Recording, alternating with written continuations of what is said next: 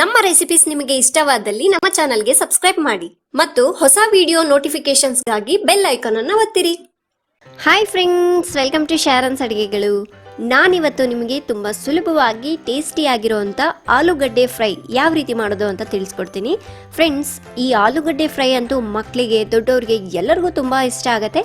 ಹಾಗೆ ಇದು ತುಂಬ ಕಡಿಮೆ ಇಂಗ್ರೀಡಿಯೆಂಟ್ಸ್ನ ಉಪಯೋಗಿಸಿ ಮಾಡೋದು, ತುಂಬ ಟೇಸ್ಟಿಯಾಗೂ ಕೂಡ ಇರುತ್ತೆ. ಬನ್ನಿ ಹೇಗೆ ಮಾಡೋದು ಅಂತ ನೋಡೋಣ.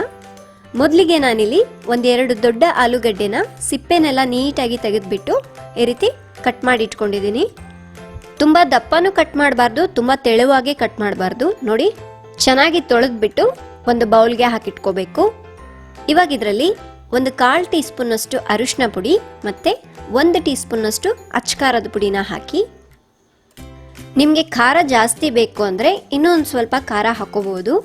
ಇವಾಗ ಇವೆಲ್ಲವನ್ನು ಒಂದ್ಸಲ ಚೆನ್ನಾಗಿ ಮಿಕ್ಸ್ ಮಾಡ್ಕೋಬೇಕು. ಈ ಖಾರ ಚೆನ್ನಾಗಿ ಹಿಡಿಯೋ ರೀತಿಯಾಗಿ ಆಲೂಗಡ್ಡೆಗೆ ಮಿಕ್ಸ್ ಮಾಡ್ಕೊಳ್ಳಿ. ಫ್ರೆಂಡ್ಸ್, ನೀವು ಈ ಆಲೂಗಡ್ಡೆ ಫ್ರೈನ ಅನ್ನ ಸಾರು ಮಾಡಿರ್ತೀರಲ್ವ, ಸೈಡ್ ಡಿಶ್ ಆಗಿ ಮಾಡ್ಕೋಬಹುದು, ಚಿತ್ರಾನ್ನಕ್ಕೆ ಮಾಡ್ಕೋಬಹುದು. ತುಂಬ ಟೇಸ್ಟಿಯಾಗಿರುತ್ತೆ.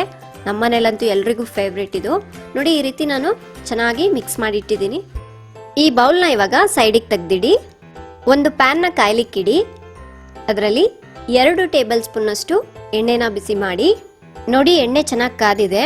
ಇದರಲ್ಲಿ ಅರ್ಧ ಟೀ ಸ್ಪೂನ್ನಷ್ಟು ಸಾಸಿವೆ, ಅರ್ಧ ಟೀ ಸ್ಪೂನ್ನಷ್ಟು ಸೋಂಪುನ ಹಾಕಿಬಿಟ್ಟು ಸಾಸಿವೆ ಚಿಟಪಟ ಅನ್ನೋವರೆಗೂ ಹುರ್ಕೊಳ್ಳಿ. ಸ್ಟವ್ನ ಮೀಡಿಯಂ ಫ್ಲೇಮ್ನಲ್ಲಿ ಇಟ್ಕೊಂಡು ಈ ಕಟ್ ಮಾಡಿ ಇಟ್ಕೊಂಡಿರೋ ಆಲೂಗಡ್ಡೆನ ಇದರಲ್ಲಿ ಹಾಕ್ಕೋಬೇಕು. ಚೆನ್ನಾಗಿ ಮಿಕ್ಸ್ ಮಾಡ್ತಾ ಫ್ರೈ ಮಾಡ್ಕೋಬೇಕು. ಸ್ಟವ್ನ ಮೀಡಿಯಂ ಫ್ಲೇಮ್ನಲ್ಲೇ ಇಟ್ಕೊಳ್ಳಿ. ಈ ರೀತಿ ಮಧ್ಯ ಮಧ್ಯ ಮಿಕ್ಸ್ ಮಾಡ್ಕೋತಾ ಇರಬೇಕು. ನೋಡಿ, ಇವಾಗ ಇದು ಒಂದು ಅರ್ಧದಷ್ಟು ಬೆಂದಿದೆ. ಇದರಲ್ಲಿ ಒಂದು ಅರ್ಧ ಈರುಳ್ಳಿನ ಈ ರೀತಿ ಉದ್ದುದಕ್ಕೆ ಕಟ್ ಮಾಡಿಬಿಟ್ಟು ಹಾಕಿ, ರುಚಿಗೆ ತಕ್ಕಷ್ಟು ಉಪ್ಪನ್ನ ಹಾಕ್ಕೊಳ್ಳಿ. ಇವಾಗ ಚೆನ್ನಾಗಿ ಮಿಕ್ಸ್ ಮಾಡ್ಕೊಂಡ್ಬಿಟ್ಟು ಆಲೂಗಡ್ಡೆ ಪೂರ್ತಿ ಬೇಯೋವರೆಗೂ ಬೇಯಿಸ್ಕೋಬೇಕು. ಫ್ರೆಂಡ್ಸ್, ನೀವು ಆಲೂಗಡ್ಡೆ ಹಾಕೋಕ್ಕಿಂತ ಮೊದಲು ಈರುಳ್ಳಿ ಹಾಕ್ಬಿಟ್ರೆ ಅದೆಲ್ಲ ಚೆನ್ನಾಗಿ ಮೆತ್ತಗೆ ಬೆಂದ್ಬಿಟ್ಟು ಸೀದೋಗ್ಬಿಡತ್ತೆ. ಹಾಗಾಗಿ ಅರ್ಧ ಆಲೂಗಡ್ಡೆ ಬೆಂದ ಮೇಲೆ ನೀವು ಈರುಳ್ಳಿನ ಹಾಕಿ. ನೋಡಿ, ಇವಾಗ ಆಲೂಗಡ್ಡೆ ಮತ್ತೆ ಈರುಳ್ಳಿ ಪರ್ಫೆಕ್ಟ್ ಆಗಿ ಬೆಂದಿದೆ ಅಲ್ವಾ. ಇವಾಗ ಇದರಲ್ಲಿ ಸ್ವಲ್ಪ ಕರ್ಬೇವಿನ ಸೊಪ್ಪನ್ನ ಹಾಕ್ಬಿಟ್ಟು ಚೆನ್ನಾಗಿ ಮಿಕ್ಸ್ ಮಾಡ್ಕೊಳ್ಳಿ. ಲಾಸ್ಟಿಗೆ ಈ ರೀತಿ ಕರ್ಬೇವಿನ ಸೊಪ್ಪು ಹಾಕೋದ್ರಿಂದ ಇನ್ನಷ್ಟು ಟೇಸ್ಟಿ ಆಗಿರತ್ತೆ. ಫ್ರೆಂಡ್ಸ್, ನಾನು ಮೊದಲು ಸೋಂಪು ಹಾಕಿದ್ನಲ್ವಾ, ನೀವು ಅದು ಹಾಕಿಲ್ಲ ಅಂದ್ರೂ ನಡೆಯುತ್ತೆ, ಹಾಕಿದ್ರೆ ಅಂತೂ ಟೇಸ್ಟ್ ಚೆನ್ನಾಗಿರತ್ತೆ. ಈಗ ಸ್ಟವ್ನ ಆಫ್ ಮಾಡ್ಕೊಳ್ಳಿ. ಬಿಸಿ ಬಿಸಿಯಾಗಿ ಚಿತ್ರಾನ್ನದ ಜೊತೆ, ಚಪಾತಿ, ರೊಟ್ಟಿ ಜೊತೆ ಸರ್ವ್ ಮಾಡಿ ಸೂಪರ್ ಆಗಿರತ್ತೆ.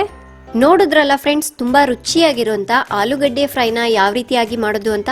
ನೀವು ಕೂಡ ಒಮ್ಮೆ ಟ್ರೈ ಮಾಡಿ ನೋಡಿ, ಹೇಗಾಗಿದೆ ಅಂತ ಕಮೆಂಟ್ ಮಾಡಿ ತಿಳಿಸಿ. ಈ ವಿಡಿಯೋ ಇಷ್ಟ ಆಗಿದ್ರೆ ಪ್ಲೀಸ್ ಲೈಕ್ ಬಟನ್ನ ಕ್ಲಿಕ್ ಮಾಡಿ ಮತ್ತು ನಿಮ್ಮ ಸ್ನೇಹಿತರಿಗೂ ಶೇರ್ ಮಾಡಿ. ಮತ್ತಷ್ಟು ಹೊಸ ಇಂಟ್ರೆಸ್ಟಿಂಗ್ ರೆಸಿಪೀಸ್ಗಳಿಗಾಗಿ ಶಾರೋನ್ ಅಡುಗೆ ಚಾನಲ್ನ ಸಬ್ಸ್ಕ್ರೈಬ್ ಮಾಡಿ. Thank you.